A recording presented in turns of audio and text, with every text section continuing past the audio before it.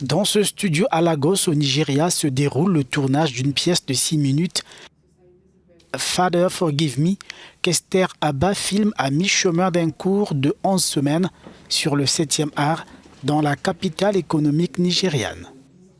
Son film raconte l'histoire d'un prêtre aux prises avec un dilemme moral.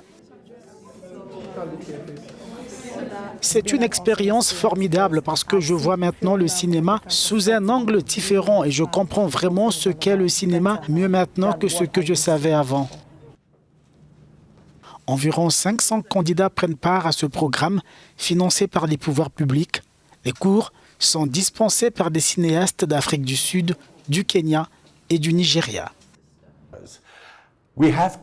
Nous avons des talents à Lagos au Nigeria, mais pour travailler à l'échelle internationale, cela change un peu. En d'autres termes, nous permettons à ces personnes de suivre un cycle de production complet, du développement du scénario au casting en passant par la pré-production, la production et la post-production.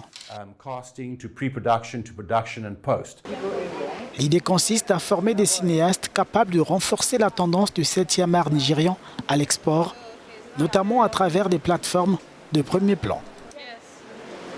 Des productions qui emboîteront le pas à Blood Sisters, premier film nigérian diffusé sur Netflix. Je pense que ce que Netflix et toutes ces autres plateformes ont fait, c'est nous exposer à des contenus au-delà d'une région particulière. Ainsi, vous avez des contenus d'Inde. Non, l'Inde était plutôt connue. Mais vous avez des contenus de Corée du Sud, vous en avez d'Amérique du Sud, d'Europe, un pays obscur d'Europe. Et ce sont des choses contemporaines courantes. Ainsi, beaucoup de Nigérians, les cinéastes réalisent maintenant que leurs histoires peuvent être vues à l'échelle universelle, mais en même temps, ils doivent se conformer à une certaine éthique, à des techniques de narration.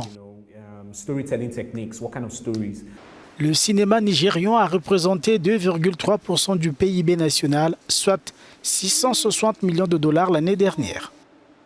One, action.